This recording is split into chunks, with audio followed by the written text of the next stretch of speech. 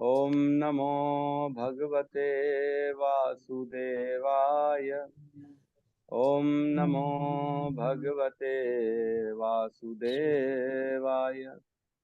ओम नमो भगवते वासुदेवाय। नारायण नमस्कृत्यं नरं चैव नरोत्तमं देवीं सरस्वतीं व्यासं ततो जयमुदीरये। नष्टप्रायेषु अभद्रेषु नित्यं भागवत सेवया भगवती उत्तम श्लोके भक्तिर्भवती नैष्टिकी। कृष्णाय वासुदेवाय देवकी नंदनाय च नंदगोपकुमाराय गोविंदाय नमो नमः। जय श्री कृष्ण चैतन्य प्रभु नित्यानंद श्री अद्वैत गदाधर श्रीवासादि गौर भक्ता वृंद। हरे कृष्णा कृष्णा कृष्णा हरे हरे, हरे राम राम राम हरे हरे। हरे कृष्णा कृष्णा कृष्णा हरे हरे, हरे राम राम राम हरे हरे। हरे कृष्णा। तो सबका स्वागत है प्रातःकालीन श्रीमद् भागवतम के सत्र में। तो हम जो श्रुति फल है वहां से रिवीजन करते हैं, श्लोक नंबर 29 से। 29 में भगवान सूत गोस्वामी कहते हैं, जो कोई भी श्री भगवान के गुह्य अवतारों का सावधानी पूर्वक प्रतिदिन सुबह तथा शाम को पाठ करता है, वह जीवन के समस्त दुखों से छूट जाता है। अगर दुखों से छूटना है तो इसका सुबह और शाम को पाठ करना पड़ेगा। सुबह तो हम करते ही हैं, शाम को बस एक बार रिवीजन कर लेंगे आप लोग तो भी हो जाएगा। उसके बाद 30 नंबर श्लोक में कहते हैं, श्री भगवान के विराट रूप की धारणा जिसमें वे इस भौतिक जगत में प्रकट होते हैं काल्पनिक है ना। यह तो अल्पज्ञों तथा नव जिज्ञासुओं को यह समझाने हेतु है कि श्री भगवान साकार हैं, लेकिन वस्तुतः श्री भगवान का कोई भौतिक रूप नहीं होता। ठीक है, तो हमने कल इस पे चर्चा करी। अब हम 31 नंबर श्लोक में प्रवेश करें। 31 नंबर साथ में सब दोहराएंगे, अनम्यूट कर सकते हैं सबके सब।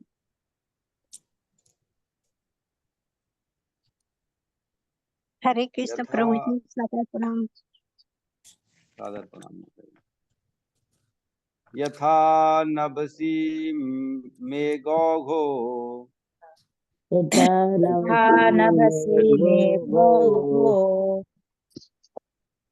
रेणुर्वा पार्थिवो अनिले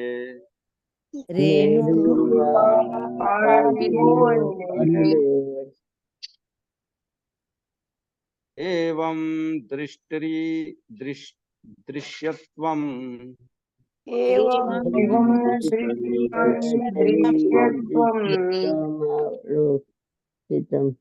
आरोपितम् अबुद्धभिः।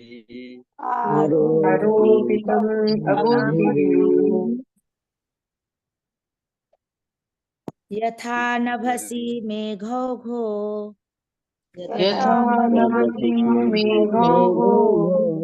रेणुर्वा पार्थिवो अनिले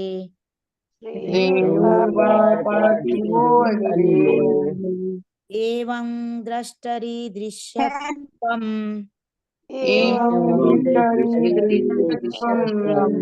आरोपितम् अबुद्धिभिः। हरे कृष्ण। यथा नभसि मेघो यथा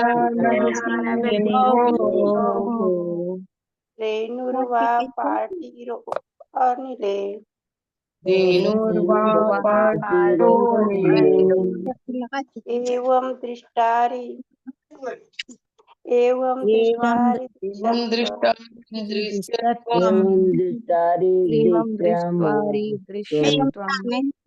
आरोपितं बुद्धिमिः। हरे कृष्ण। धन्यवाद। बादल तथा धूल वायु द्वारा ले जाते हैं, लेकिन अल्पज्ञ मनुष्य कहते हैं कि आकाश मेघाच्छादित है और वायु धूलिमय मलिन है। इस प्रकार वे मनुष्य आत्मा के विषय में भी भौतिक शरीर की धारणाओं का आरोपण करते हैं।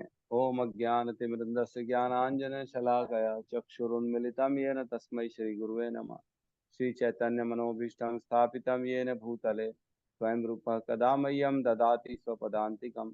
वन्देऽहं श्रीगुरु श्रीयुतपदकमलं श्रीगुरून् वैष्णवांश्च श्रीरूपं सागरजातं सहगण रघुनाथान्वितं तं सजीवं साद्वैतं सावधूतं परिजन सहितं कृष्ण चैतन्य देवं श्री राधा कृष्ण पादान सहगण ललिता श्री विशाखान्वितांश्च। हे कृष्ण करुणा सिंधु दीन बंधु जगतपते गोपेश गोपिका कांत राधा कांत नमस्तुते। तप्त कांचन गौरांगी राधे वृंदावनेश्वरी वृषभानुसुते देवी प्रणमामि हरिप्रिये। वाञ्छाकल्पतरुभ्यश्च कृपा सिन्धुभ्य एव च पतितानां पावनेभ्यो वैष्णवेभ्यो नमो नमः। नमो विष्णुपादाय कृष्णपृष्ठाय भूतले श्रीमते भक्तिवेदांत स्वामी इति नामिने नमस्ते सरस्वते देवे गौरवाणी प्रचारिणे निर्विशेष शून्यवादी पाश्चात्य देश तारिणे। जय श्री कृष्ण चैतन्य प्रभु नित्यानंद श्री अद्वैत गदाधर श्रीवासादि गौर भक्ता वृंद। हरे कृष्णा कृष्णा कृष्णा हरे हरे हरे राम राम राम हरे हरे। हरे कृष्णा। तो अभी जो ये श्लोक में हम प्रवेश कर रहे हैं, ये श्लोक, इसके बाद वाला श्लोक और उसके बाद वाला श्लोक, ये जो है ना कुछ टेक्निकल पार्ट चल रहा है अभी, तो हम चर्चा करेंगे और मैं कोशिश करूंगा आपको समझाने की। लेकिन अगर कुछ चीजें नहीं भी समझ में आई तो ठीक है, कोई बात नहीं, लेकिन कोशिश करना है समझने के लिए, क्योंकि ये कोई कथा नहीं है, ये टेक्निकल है।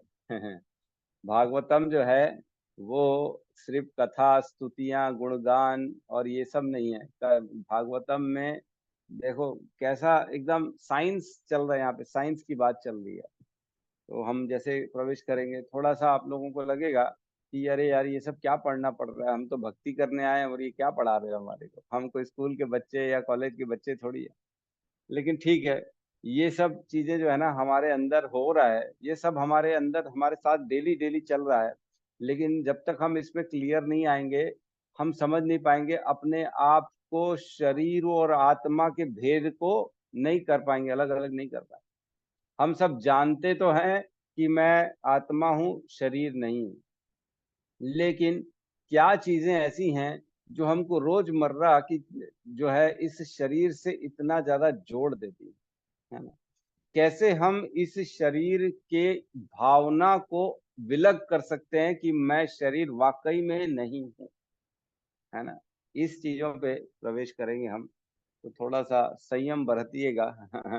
अगर कहीं कुछ ऐसा लगे ज्यादा बाउंस हो रहा है, ज्यादा ऊपर जा रहा है, तो कोई बात नहीं। कुछ श्लोक अभी ऐसे हैं, फिर बाद में जो है ना और जो है कथाएं भी आएंगी, बड़े जो है अच्छे अच्छे प्रसंग भी आएंगे, ये भी अच्छा ही है।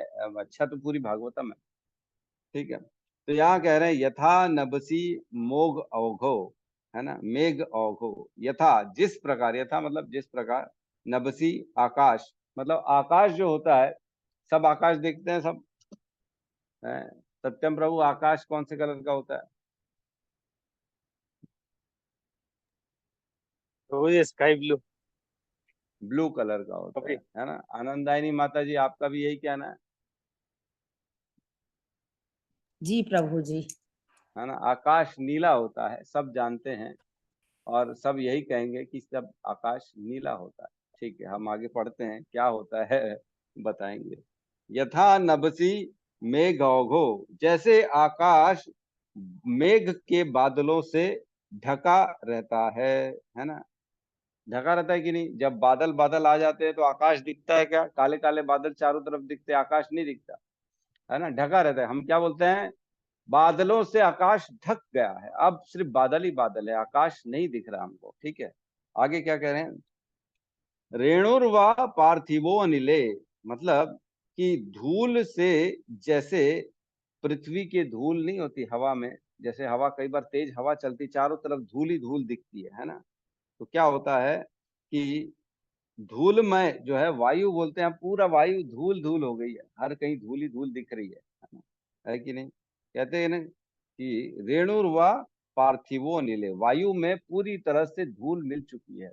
कई बार हम देखते हैं ऐसा होता है। एवं दृष्टि दृश्यत्वम, इस प्रकार दृष्टि मीन्स देखने वाला, और दृश्यत्वम क्या देख रहा है ना। देखने वाला कौन है यहाँ पे? हम सब देखने वाले है ना, हम देखने वाले। और क्या देख रहे हैं हम? क्लास चल रही है, यूट्यूब हमारे, जूम हमारे सामने चल रहा है, किसी किसी को कुछ और भी देख रहे हैं, घर का कार्य कर रही है कोई कोई माता जी, कोई कोई सो भी रहा होगा, लेटा होगा आंख बंद करके, कुछ नहीं देख रहा है सुन रहा है खाली है कि नहीं? कौन कौन सो रहा है अभी, कौन कौन लेटा है, हैंड रेस कर सकते हैं ठीक है, ये एक्सेप्ट करना मुश्किल है, सबके सामने बताना कि हम सो रहे हैं, लेटे हैं, ठीक है, लेकिन हम मान रहे हैं कि 10-1% लोग तो होंगे जो लेटे होंगे अभी भी, ठीक है। तो दृष्टि मीन्स देखने वाला, और दृश्यत्वम मीन्स क्या दृश्य वो देख रहा है, ये है ना। दृष्टि दृष्टव्यम मतलब देखने वाला देख रहा है कि आकाश जो है वो बादलों से ढका है, ये देख रहा है। और देखने वाला क्या देख रहा है कि वायु पूरी तरफ धूल धूल हो गई है, वायु पूरी तरफ से मतलब हर तरफ चारों ओर धूल धूली धूल वाली वायु चल रही। कई बार देखते तूफान आता है ना, बड़े बड़े सामान भी वायु में उड़ना चालू हो जाते हैं, है ना। इवन लोगों के घर की छतें टूट जाती हैं, और भी क्या क्या टूट जाता है।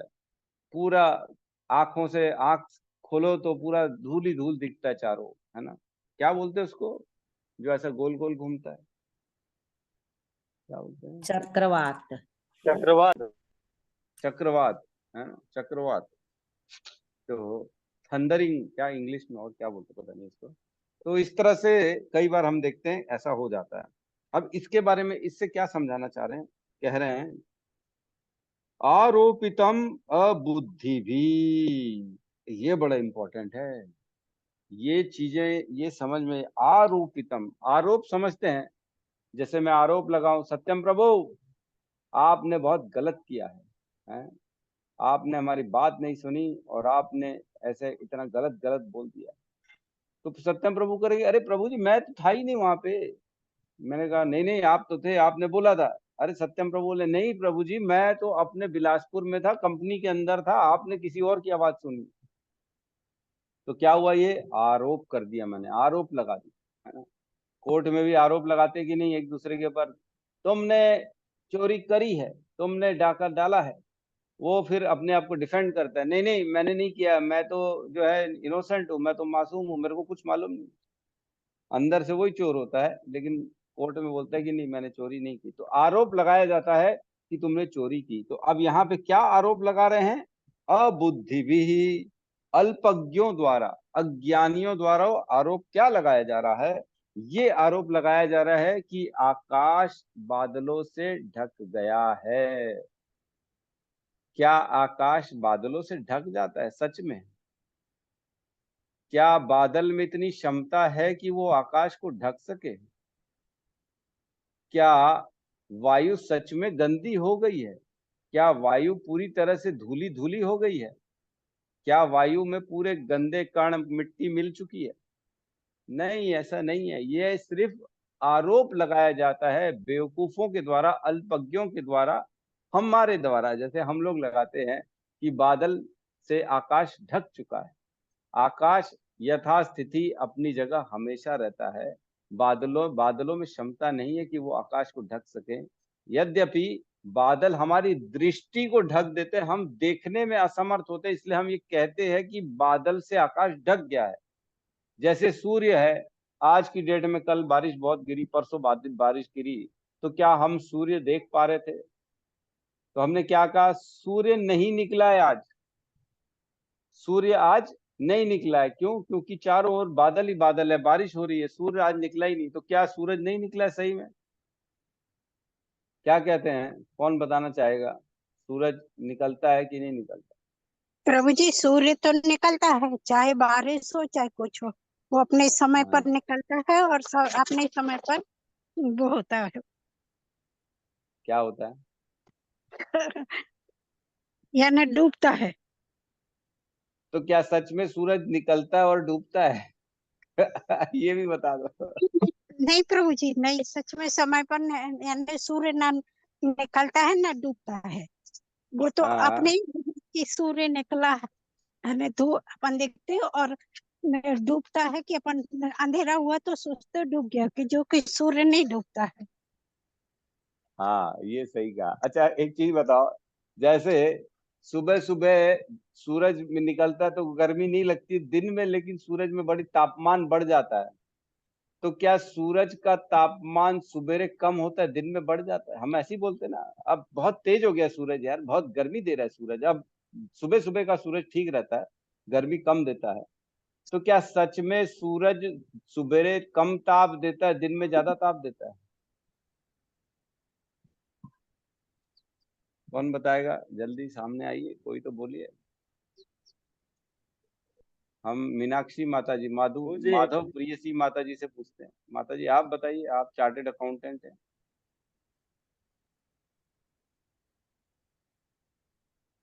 हरे कृष्णा। सिर्फ ऑन करके अटेंडेंस लगा रही है क्या माता जी? हरे कृष्णा प्रभु जी। यस माता जी। सॉरी प्रभु जी, प्लीज रिपीट करिए क्वेश्चन।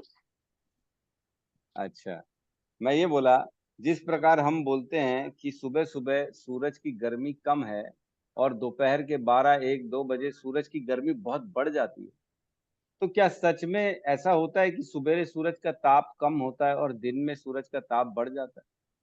नहीं प्रभु जी, एक्चुअली रात की जो ठंडक रहती है इसी कारण हमको सुबह हल्का ठंडक महसूस रहता है। बाकी सूरज का तापमान तो उतना ही रहता है, धीरे धीरे फिर वो बढ़ते जाता है, फिर रात की शीतलता कम होती जाती है। तो नहीं तो सूरज का ताप कम ज्यादा होता है? नहीं नहीं, वो तो उतना ही रहता है। यस, एकदम सही कहा माता जी। हाँ माता जी, सीए हैं, ऐसे थोड़ी कोई गलत जवाब दे दे। तो एक्चुअल में सूरज का ताप कम ज्यादा नहीं होता, सूरज तो एज इट इज उतना का उतना ही ताप हमेशा एज इट इज देता रहता है।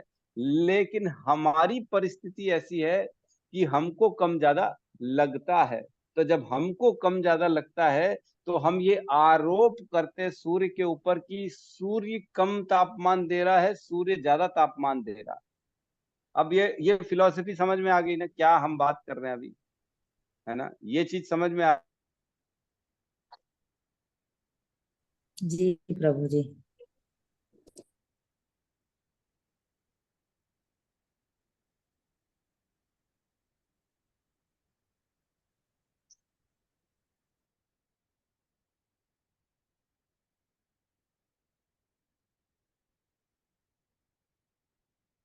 हरे कृष्णा। हरे कृष्णा। आवाज आ रही है सबको? जी आ रही है। मेरे मोबाइल में पता नहीं क्या गड़बड़ हो गया है, चालू ही नहीं होता। हाँ, सबका ऑफ हो गया था क्या? मैं तो सोच रही थी मेरा नेटवर्क के चलते, नहीं मेरा भी ऐसे डिस्टर्ब करता है तो इसलिए चुप जी बैठी हूँ। प्रभु जी, सबका हो रहा है, कल मेरा भी हो रहा था। कल भी हो गया था, आज भी हो गया, पता नहीं क्या मेरे मोबाइल में प्रॉब्लम है लग रहा है। ठीक है, तो जैसे हम चर्चा कर रहे थे कि ये हम आरोप करते हैं सूर्य के ऊपर, वायु के ऊपर, कि सूर्य अपना तापमान कम ज्यादा कर रहा है, वायु मलिन हो चुकी है। तो क्या वायु सच में गंदी होती है? वायु सिर्फ उन कणों को कुछ समय के लिए अपने साथ लेके उड़ाती है, लेकिन वायु कभी भी उससे मलिन नहीं होती, है कि नहीं? इसमें सबका स्वीकृति है, सब मानते हैं ये ऐसे ही होता है। जी जी प्रभु जी। जी प्रभु। हम्म। तो अब इसी प्रकार अब हम इसके ना सेकंड फेज में प्रवेश करते हैं। इसी प्रकार अल्पज्ञ जो होते हैं वो अपने इस सूक्ष्म शरीर, जैसे जो हमारा मन बुद्धि अहंकार है सूक्ष्म शरीर, और स्थूल शरीर जो ये बाहर का भौतिक शरीर है, इसके गुणों को हम अपनी आत्मा पे आरोपित करते हैं। समझ में आ रहा है? जैसे कोई बड़ा कामी व्यक्ति है ना, जिसको बड़ा हमेशा ऐसा जो है काम की इच्छा रहती है उसके जीवन में, मैं ये पालूं, मैं वो पालूं, मैं ये कर लूं, मेरी इच्छा पूर्ति हो जाए और मैं बहुत आगे निकल जाऊं, तो हम बोलते हैं अरे ये व्यक्ति तो बहुत ज्यादा कामी है, इसकी इच्छाएं तो कभी खत्म नहीं होती हैं। तो क्या वो व्यक्ति सच में कामी है? समझ पा रहे हैं मैं क्या बोलना चाह रहा हूँ?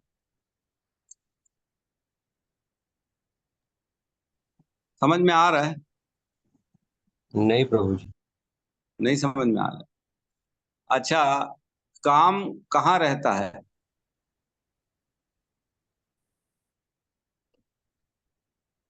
सूक्ष्म शरीर में प्रभु जी। सूक्ष्म शरीर में रहता है काम, मन में रहता है। लेकिन क्या हम अपना मन है? क्या हम ये बोल सकते हैं कि कबीर प्रभु आप जो हो आप अपने मन हो, आप एक्चुअल में मन ही हो और कुछ नहीं? ऐसा नहीं बोल सकते ना। हम कौन हैं? हम हैं जीव आत्मा, जो सूक्ष्म शरीर के भी अंदर रहता है आत्मा, हम वो हैं। लेकिन हम ये बोलते हैं कि ये बड़ा कामी व्यक्ति।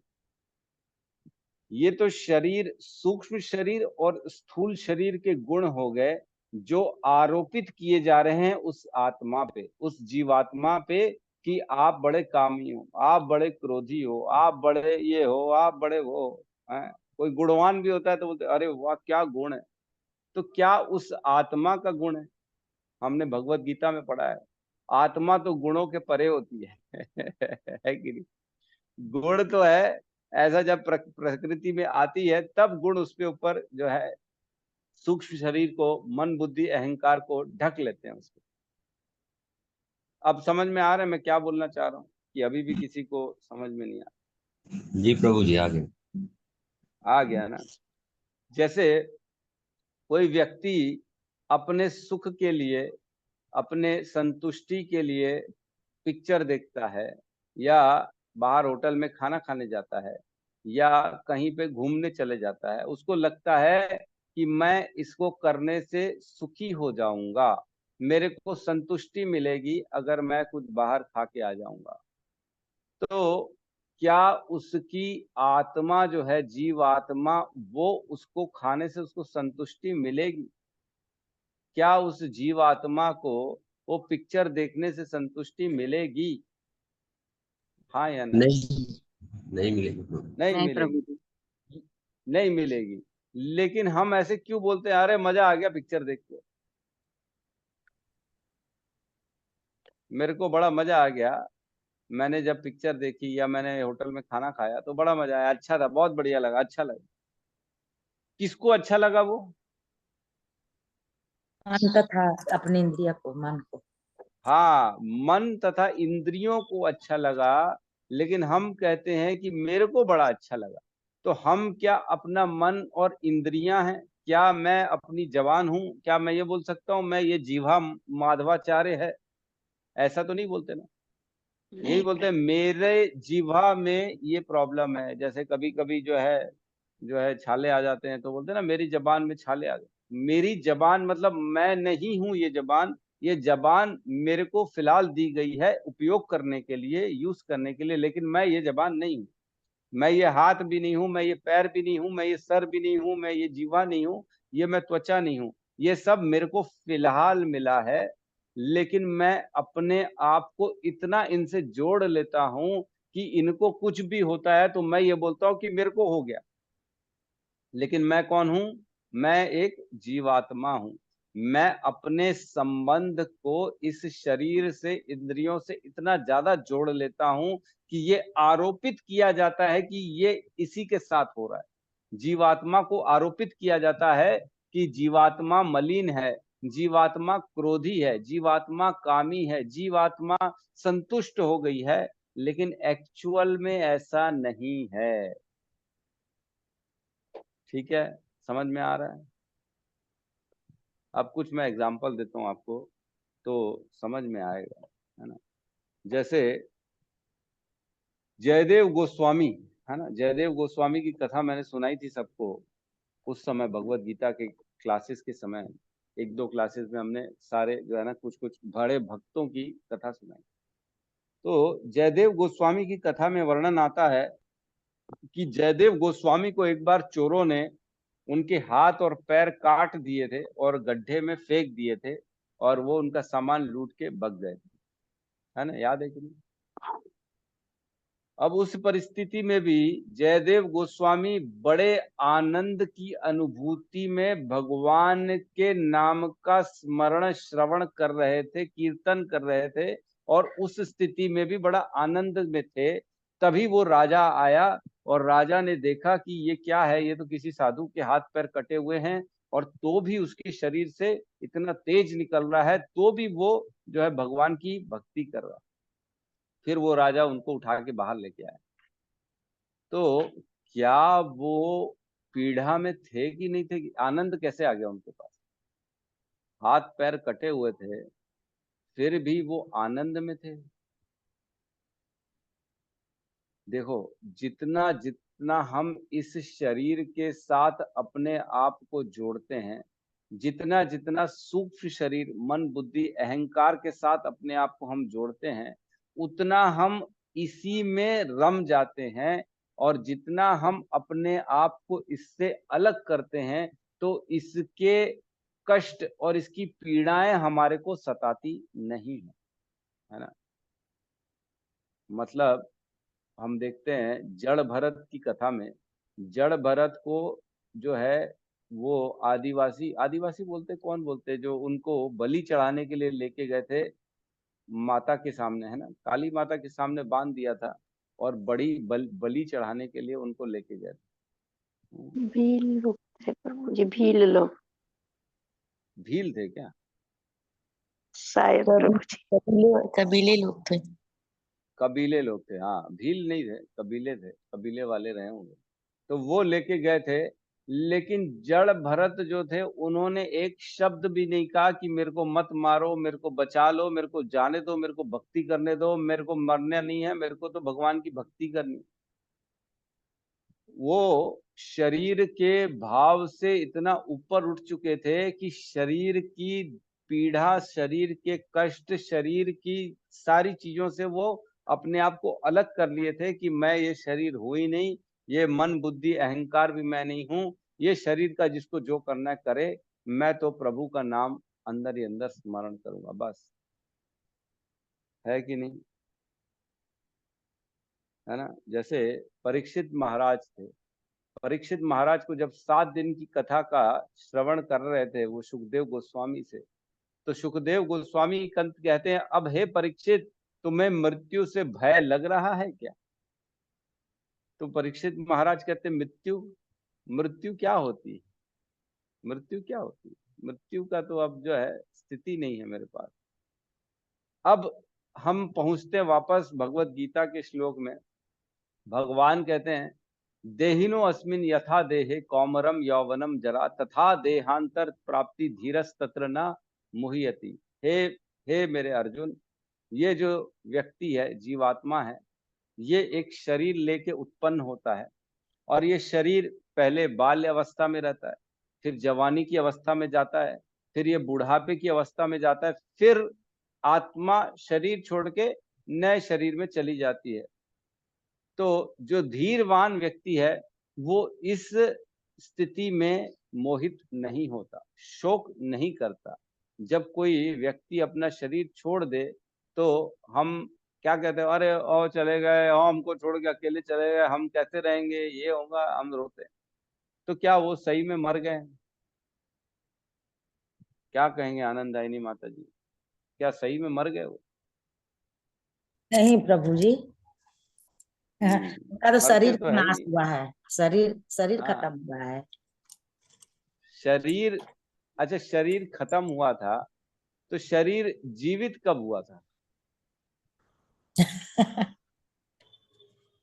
क्या शरीर सही में जीवित होता है और मरता है?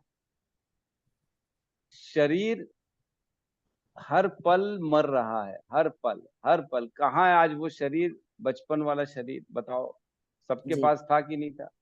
जी। है ना, एंड इस तरह सबके पास बचपन वाला शरीर था, बाल्यपन वाला। लेकिन आज कहाँ है वो शरीर? मर गया। मर गया। हाँ, हर पल अच्छा, खत्म रोज ही है। तो मर रहे प्रभु जी, हम लोग रोज ही मर रहे हैं, एक एक क्षण खत्म होता जा रहा है, मर ही तो रहे हैं। अब देखो हर पल शरीर मरता है।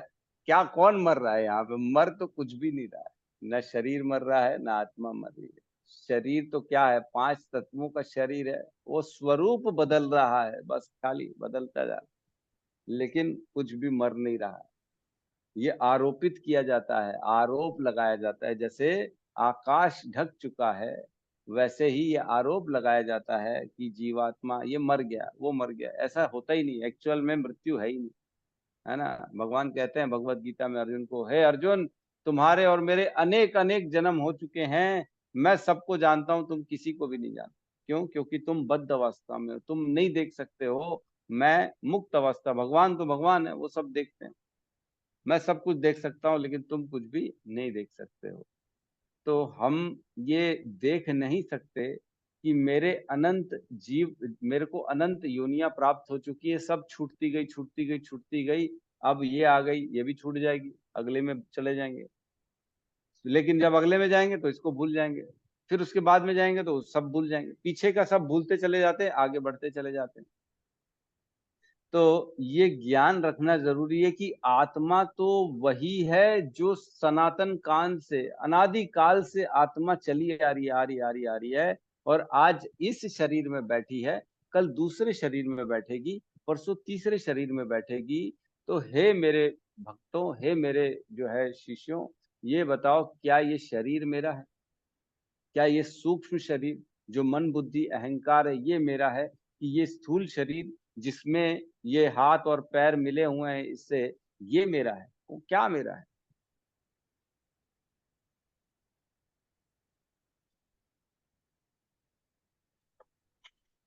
ये सब हमारा एक्चुअल में है ही नहीं, है ना। तो एक सवाल उठता है, तो जब ये मेरा है नहीं, तो मेरे को कष्ट क्यों होता है? आज अगर मेरा हाथ कट जाएगा, पैर कट जाएगा, तो दुख तकलीफ होगी कि नहीं होगी? होगी कि नहीं होगी? सत्यम प्रभु, होगी कि नहीं होगी?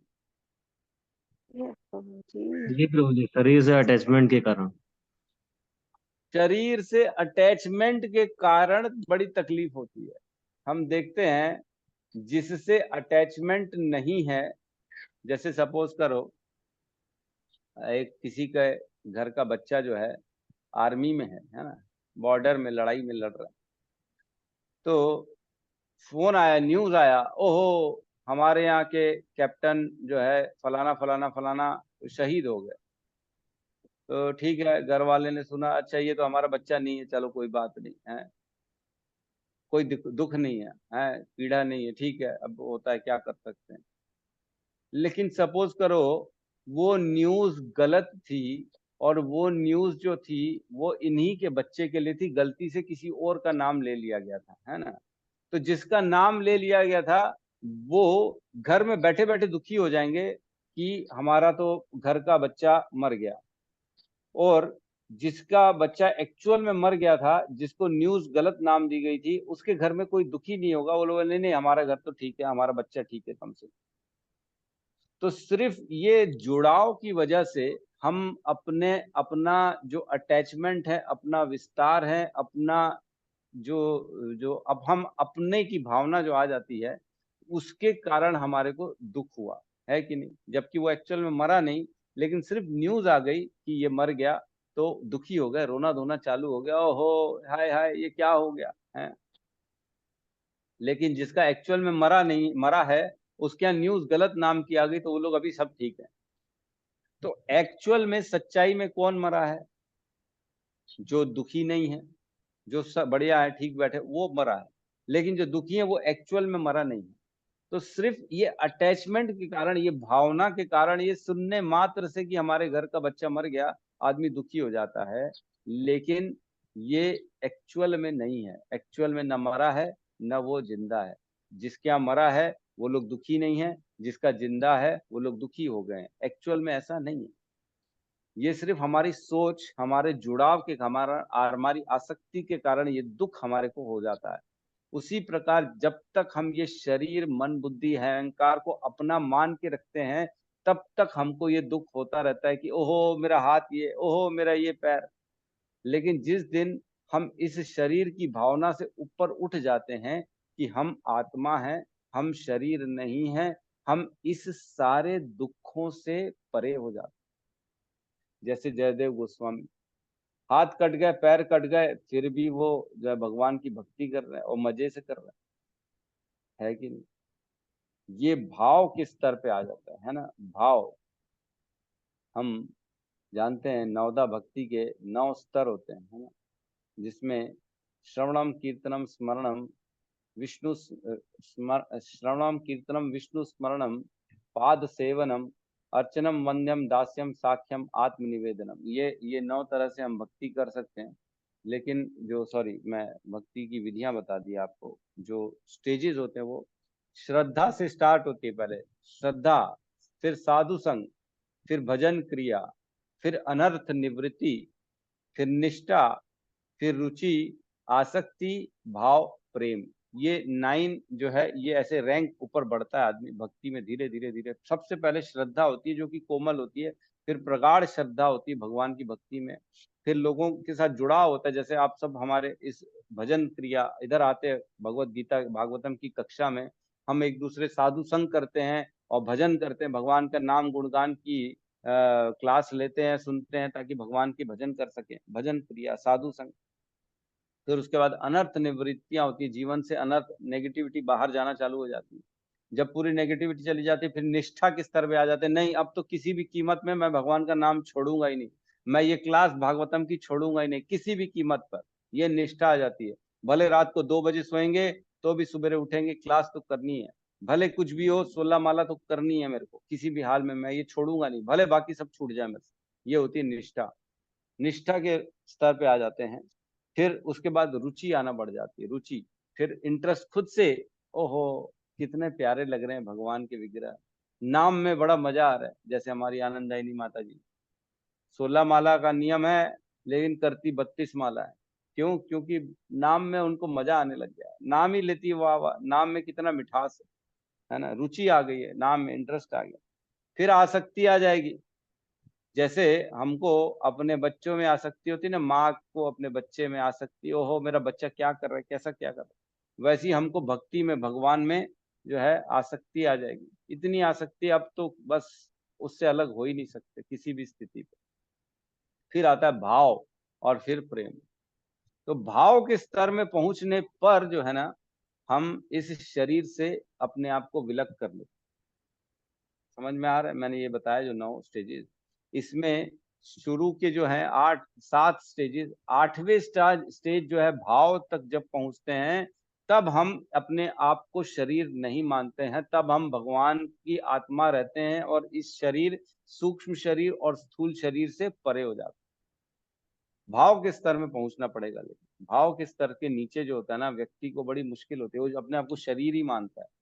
वो अपने आप को मन, बुद्धि, अहंकार के सुख दुख से अपना सुख दुख को आरोपित करता है। उसको लगता है मेरा मन खुश है तो मैं खुश हूं, उसको लगता है मेरी बुद्धि सेटिस्फाई है, मेरा अहंकार सेटिस्फाई है तो मैं सेटिस्फाई हूं। लेकिन हमारी ये गलत धारणा, ये आरोप लगाते हैं। एक्चुअल में आत्मा के साथ ऐसा नहीं। आत्मा कब प्रसन्न होती है?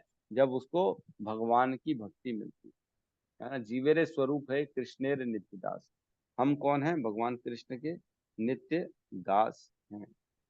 तो एक बार शीला प्रभुपाद का जब अंत समय आया था, हम सब जानते हैं उनकी, आपने सबने वीडियो देखा होगा, एकदम ऐसे कोई वजन ही नहीं बचा शरीर में, एकदम ऐसा पूरा जैसे जैसे नहीं सिर्फ हड्डी का ढांचा रहता है वैसे हो गए थे शीला प्रभुपाद।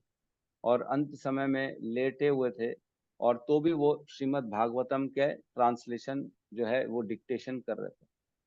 डॉक्टरों से जब पूछा गया, डॉक्टरों ने आश्चर्य जताया। डॉक्टर ने बोला इस स्थिति में, ऐसी कंडीशन में आदमी को इतना दर्द होता है, शरीर में इतना दर्द होता है कि वो चिल्लाने के अलावा कुछ नहीं कर सकता, जो प्रॉब्लम थी। तो क्या शीला प्रभुपाद चिल्ला रहे थे? तो क्या शीला प्रभुपाद को दर्द नहीं हो रहा था? हो रहा था, बिल्कुल हो रहा होगा। शरीर के स्तर में दर्द हो रहा है, लेकिन उस दर्द से दुखी होना ना होना ये हमारे हाथ में। अगर व्यक्ति ज्ञान से पूर्ण रूप से अभिभूत है, ज्ञानी है, तो वो समझता है कि ये शरीर का कष्ट है और मैं इससे अलग हूं, शरीर से मैं अलग हूं। तो शरीर के कष्टों में खुद को अगर हम जोड़ लेंगे तो हम उस कष्ट से दुखी होंगे। लेकिन अगर हम शरीर के कष्ट से अपने आप को विलग कर लेंगे कि ये शरीर अलग है, मैं अलग हूं, मैं तो भगवान का दास हूं, ये शरीर तो फिलहाल दिया गया है, लेकिन मेरा इस शरीर से ज्यादा लेना देना नहीं है, तब फिर जो है वो शरीर को छोड़ देगा और अपने शरीर के कष्टों में दुखी नहीं होगा। क्या समझ में आ रहा है? जी प्रभु। जी प्रभु जी। है ना, समझ में आ रहा है? ठीक ठीक है, इतना बोल दिया, मेरे को ही समझ में नहीं आ रहा कि ज्यादा बोल दिया मैंने। ठीक है, तो फटाफट हम तात्पर्य प्रवेश करते हैं। तात्पर्य पढ़ेंगे तो अब समझ में आ जाएगा। दोनों मैंने ना, दोनों 31 और 32 ये दोनों को इकट्ठे करके मैंने आपकी एक्सप्लेनेशन कर दी है ना, क्योंकि जो है ना इसमें स्थूल शरीर का वर्णन है, उसमें सूक्ष्म शरीर का वर्णन है, तो मैंने इकट्ठे करके दोनों का श्लोकों की मीनिंग को आपको बता दिया है कि किस प्रकार हमको अपने सूक्ष्म शरीर और स्थूल शरीर इन दोनों को अलग करना है। तो इसमें चर्चा आएगी कि जैसे भगवान के ऊपर आरोपित किया जाता है विराट रूप है भगवान का, वैसे भगवान का एक सूक्ष्म शरीर भी होगा। जैसे हमारा शरीर होता है और एक सूक्ष्म शरीर अलग होता है, वैसे ही ये आरोपित किया जाता है कि भगवान एक विराट रूप में है और उनका एक सूक्ष्म शरीर भी अलग है, जिनके हाथ पैर नहीं है। जैसे मन बुद्धि अहंकार हमारा सूक्ष्म शरीर होता है, उसका हाथ पैर नहीं होता है, वैसे ही ये आरोप किया जाता है कि भगवान विराट रूप में है और उनका सूक्ष्म शरीर हाथ पैर नहीं है, उनका एक दूसरा भाव है। लेकिन ये सब आरोपित किया जाता है, एक्चुअल में ऐसा कुछ भी नहीं है। तो तात्पर्य में पढ़ते हैं। तात्पर्य में फिर भी आपको अगर कुछ प्रॉब्लम हुआ तो चर्चा करेंगे, नहीं तो हम आगे बढ़ जाएंगे। तात्पर्य बस शील प्रभुपाद की जय। या एक काम कर रहा हूं मैं, अच्छा चलिए पढ़ ही लेते हैं। यहाँ पर आगे और पुष्टि की गई है कि हम उन श्री भगवान को अपने भौतिक नेत्रों तथा इंद्रियों से देख नहीं सकते जो पूर्ण रूप से आत्मा है। यहाँ तक कि हम जीवों के भीतर शरीर में विद्यमान आध्यात्मिक स्फुलिंग तक की पहचान भी नहीं कर पाते हैं। हम शरीर के बाह्य आवरण या जीव के सूक्ष्म मन की तलाश तो करते हैं, लेकिन हम शरीर के भीतर या आध्यात्मिक स्फुलिंग नहीं देख पाते। हम देख ही नहीं पाते मेरे अंदर मन कहाँ है। मैं पूछूं, ओ सत्यम प्रभु मन कहाँ है जी, मन कैसा दिख रहा है आपका, बताओ तो। मन कितना बड़ा है आपका, कितना भारी है? तो आप मालूम ही नहीं प्रभु जी मन कितना होता है, हमको क्या मालूम। क्या आपने अपनी आत्मा देखी है, कौन से कलर की है? क्या आपकी आत्मा टोपी पहनी हुई है क्या? तो अब मैं तो देख ही नहीं सकता प्रभु जी, मेरे को क्या मालूम क्या कहना। हम अपने अंदर में अपने आप को जो कि मैं हूं उसको भी नहीं देख सकते, है कि नहीं? आज हम ये जान रहे हैं शास्त्रों के माध्यम से कि मैं आत्मा हूं, लेकिन क्या हम अपने आप को देख पा रहे हैं? हम नहीं देख पा रहे। आत्मा को हम नहीं देख पा रहे। हम इस शरीर से ही अपने आप का अनुमान करते कि मैं ये शरीर यहाँ पे है तो मैं भी इसके अंदर बैठा हूं, जबकि हम अपने आप को नहीं जानते एक्चुअली में। वही बता रहे हैं। अतएव हमें जीव के स्थूल शरीर की उपस्थिति के कारण जीव की उपस्थिति स्वीकारनी पड़ती है। जैसे कि बताया हमने, कोई जिंदा है तो इसी कैलकुलेशन से सोचा कोई सोता है, जैसे कोमा में चला गया तो नाक के सामने ऐसे हाथ रखेंगे, सांस ले रहा है कि नहीं ले रहा है? सांस ले रहा है मतलब है, उसके अंदर आत्मा अभी भी है। सांस नहीं ले रहा है मतलब वो चल गया है, चला गया। तो शरीर के क्रियाओं से ये लगाया जाता है अनुमान कि उसके अंदर जीवात्मा है कि नहीं, है ना। इस प्रकार जो मनुष्य भगवान का दर्शन करने अपने वर्तमान भौतिक नेत्रों से या भौतिक इंद्रियों से करना चाहते हैं, उन्हें विराट रूप का ध्यान करने की सलाह दी जाती है। उदाहरणार्थ, जब कोई व्यक्ति अपनी कार में बैठकर कहीं जाता है जिसे आसानी से देखा जा सकता है, तो उसे उस कार की पहचान उसमें बैठे व्यक्ति से की जाती है। जैसे ऑटो को रोकना है तो हम क्या बोलते हैं, ऑटो रुक। तो क्या हम ऑटो को रोकने बोले क्या? नहीं, हम तो ऑटो ड्राइवर को बोले कि रुको, लेकिन हम पहचान कैसे करते हैं, ए रिक्शा रुको, ए ऑटो रुको। तो ये ऐसा धारणा की जाती है। तो इस प्रकार इसमें एग्जाम्पल दिया गया है, तो इसमें आप पढ़ लीजिएगा इसके तात्पर्य को, ठीक है। सेकंड वाले का भी ना मैं फटाफट अपन जो है श्लोक और अनुवाद पढ़ लेते हैं, बाकी तात्पर्य आप पढ़ लीजिएगा, नहीं तो फिर जो है कल भी यही करना पड़ जाएगा। साथ में दोहराएंगे 32 का श्लोक। अतः परम यद्व्यक्तम अतः परम यद्व्यक्तम् अव्यूढ़ गुणबृहिताम् अव्यूढगुणव्रीहितम् अदृष्टश्रुतवस्तुत्वात् अदृष्टश्रुतवस्तुत्वात् सजीवो यत् पुनर्भवः सजीवो यत् पुनर्भवः।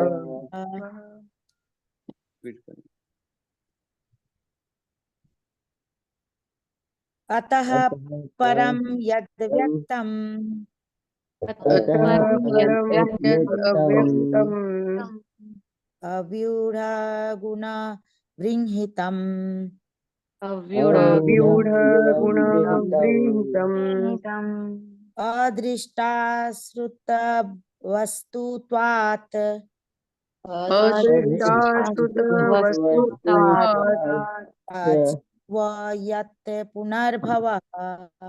सजीवो यत् पुनर्भवः। हरे कृष्ण। अतः परम यद्व्यक्तम् अतः परं यद्व्यक्तम् अव्यूढगुणबृहितम् अव्यूढगुणव्रीहितम् अदृष्टाश्रुतवस्तुस्वात् अदृष्टाश्रुतवस्तुत्वात् जीवो यत् पुनर्भवः। जीवो यत् पुनर्भवः। अनुवाद। रूप की इस स्थूल अवधारणा से परे रूप की एक अन्य सूक्ष्म धारणा है ना, जिसका कोई औपचारिक आकार नहीं होता और जो अनदेखा, अनसुना तथा अव्यक्त होता है। जीव का रूप इस सूक्ष्मता से परे है, अन्यथा वह बारंबार जन्म नहीं ले सकता था। तो यहाँ कह रहे हैं रूप का इस स्थूल अवधारणा से परे रूप की एक अन्य सूक्ष्म धारणा होती है। जैसे हमारा स्थूल शरीर है, स्थूल शरीर के अंदर एक और क्या होता है, सूक्ष्म शरीर होता है, जो कि होता है ये सबके पास, है ना। तो उसका कोई आकार नहीं होता। जैसे मैंने पूछा मन कैसा दिख रहा है, आज मन ने जो है टोपी पहनी है कि नहीं पहनी है, हम नहीं बता सकते। मन क्या कर रहा है हमको क्या मालूम, कितना बड़ा है, कितना छोटा है, कितना भारी है, ये नहीं मालूम हमको। सूक्ष्म शरीर का कोई आकार न किसी ने देखा है, न किसी ने सुना है, न किसी ने व्यक्त किया है, यही बता रहे हैं। आगे कह रहे हैं लेकिन जीव का इस सूक्ष्मता से परे, जीव जो है वो इस सूक्ष्म शरीर से परे है। जैसे कि हमने चर्चा करी, मन बुद्धि अहंकार से हम परे हैं। हम जब बोलते हैं कि मैं संतुष्ट हो गया, ये खा के मजा आ गया, तो क्या वाकई में हमारी आत्मा को मजा आया? नहीं नहीं, वो तो खाली मन का खेल है। मन खाली बता रहा है कि मेरे को ये मिला तो मैं आनंद में मन को थोड़ा सा सुख मिला, लेकिन आत्मा को इससे कोई लेना देना नहीं है। आगे कह रहे हैं अन्यथा वह बारंबार जन्म नहीं ले सकता। तो क्या इसका मतलब ये है कि सूक्ष्म शरीर का कोई मतलब ही नहीं? नहीं नहीं, ऐसा मतलब नहीं। इसका मतलब ये है सूक्ष्म शरीर ही कारण है बार बार हमारे जन्म का। क्या लिखी माता जी ने, एमबी और हृदय एक ही है क्या? मतलब मन और हृदय एक ही है, ऐसा लिख रहे हैं क्या? ये सवाल है क्या? हृदय एक्चुअल में हिंदी बोला जाता है, हार्ट को बोला जाता है हृदय, हार्ट, है ना। तो हार्ट एक्चुअल में जो दिल है जिसमें से पंपिंग हो रही है, उसको कहा जाता है हिंदी में हृदय। लेकिन मन अलग होता है ना। मन और हृदय एक नहीं होता, मन अलग होता है। लेकिन ऐसी कई लोग बोल देते हैं मन और हृदय एक ही है, लेकिन ऐसा है नहीं, अलग अलग है। हृदय मीन्स जो ये स्थूल, ये जो चमड़े का बना हुआ जो हमारे अंदर में जो काम कर रहा है, जो पंपिंग कर रहा है ब्लड को, उसको हृदय कहते हैं। लेकिन मन वो नहीं होता। मन रहता हृदय के पास में ही है, वही स्थान है मन का भी, लेकिन मन अदृश्य है, मन सूक्ष्म है, उसको देखा नहीं जा सकता, उसको फील किया जा सकता है, उसको व्यक्त नहीं किया जा सकता, है ना। तो यहाँ कह रहे हैं ये जो सूक्ष्म शरीर है, ये हमारे जन्म का कारण है। बार बार जो हम इस संसार में आ रहे हैं, ये सूक्ष्म शरीर के जो इच्छा और ये जो पाने की लालसा, काम क्रोध के कारण ये हमको बार बार जन्म में डाल दी, बार बार, है ना।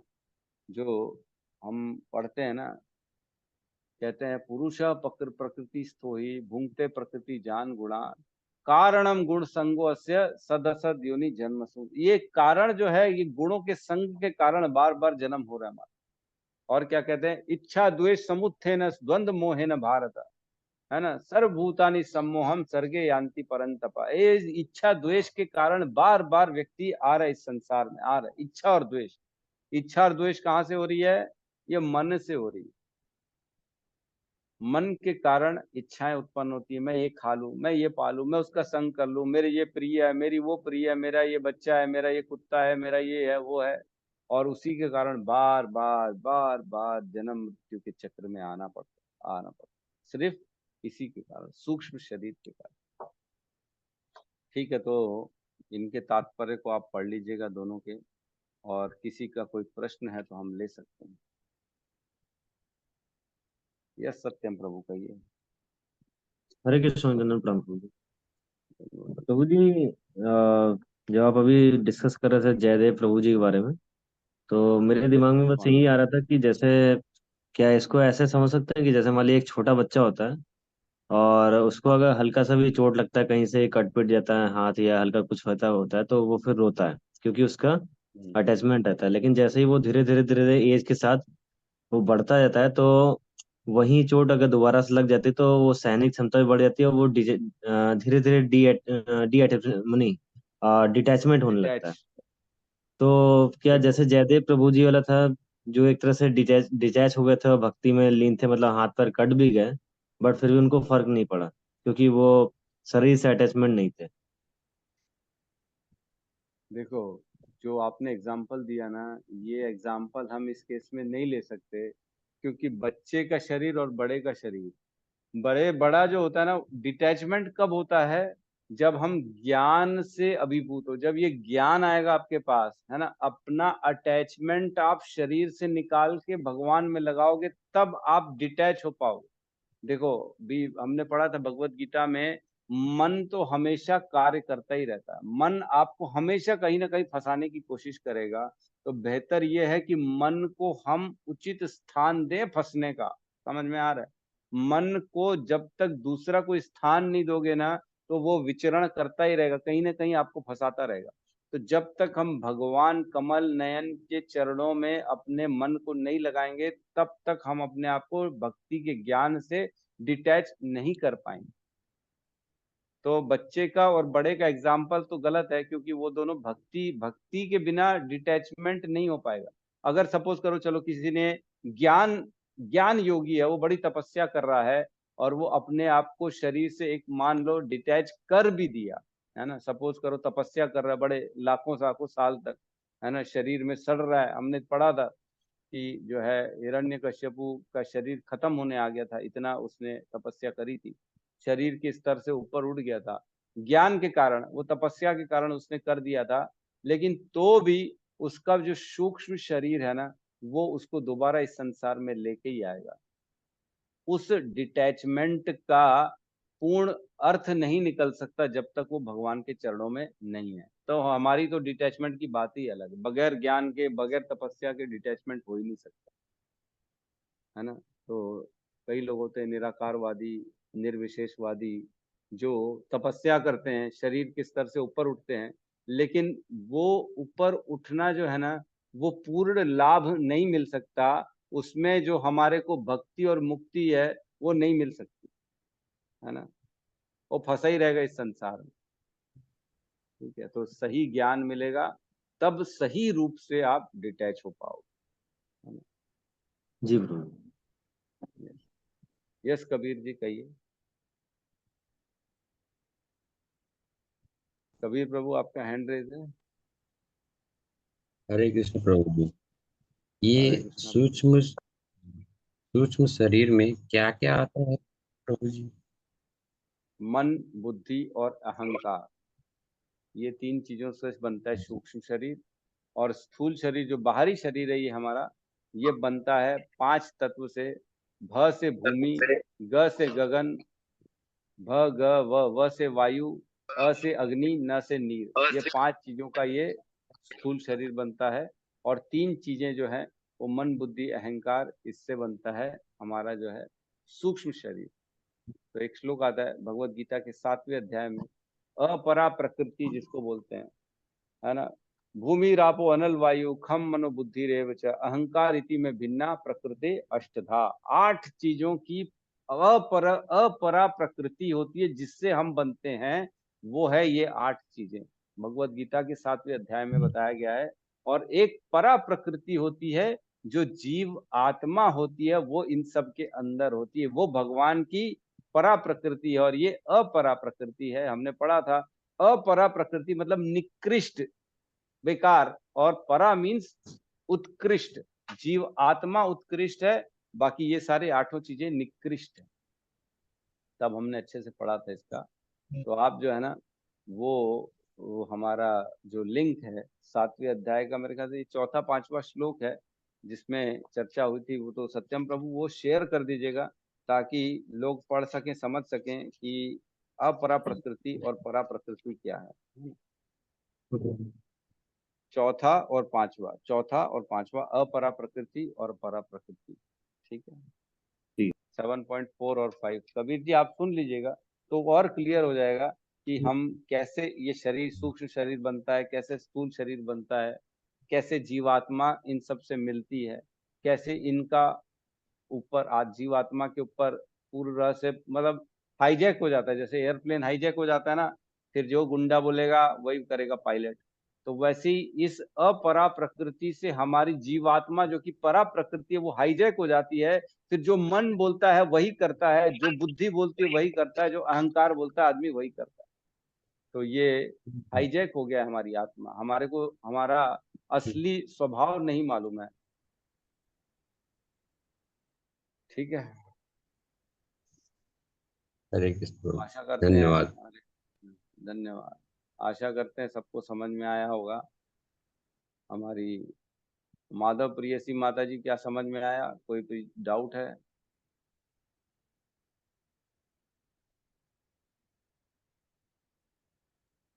जी प्रभु जी, समझ में आया कि आया? जो जितने भी अवगुण है ये सब हमारे मन के हैं, आत्मा तो क्लीन है पूरी। हाँ, और भी 1-2 लाइन। जिस जी जो प्रकार हमारे हम हमारे जो शरीर के दुखों पीड़ाओं को अपना समझ रहे हैं वो हाँ एक्चुअल में नहीं है हमारे। जी जी, ये जो हमारे सारे कर्म हैं और ये हमारे जो सारे एक्सपीरियंस है वो हमारे ऐसी प्रवृत्ति बना रहे हैं। ठीक है, बिल्कुल सही है माता जी, ध्यान दे रही है, मतलब सो नहीं रही है। जी प्रभु जी। ठीक है, ठीक है, मजाक चल रहा है, आप अदरवाइज मत लीजिएगा। ठीक है, तो बहुत बहुत धन्यवाद सभी का। आप लोग सब इतने धैर्य से सुना इस फिलॉसफी को। पढ़ लीजिएगा लेकिन तात्पर्य दोनों का, तो इजीली समझ में आ जाए। ठीक है, तो हम यहाँ पे क्लास को क्लोज करते, सब मिलके हरे कृष्ण महामंत्र का जाप करते। हरे कृष्णा कृष्णा कृष्णा हरे हरे, हरे राम राम राम राम हरे हरे। सभी भक्त सभी वृंद भक्त की वृंद जय। की जय जय। जगत गुरु जय श्रील गुरु श्री प्रभुपाद की प्रभुपाद जय। की जय जय। निताई गौर प्रेमानंदे। आनंद हरि हरि हरि हरि बोल, बोल। हरि हरि बोल, हरी हरि हरि हरि बोल।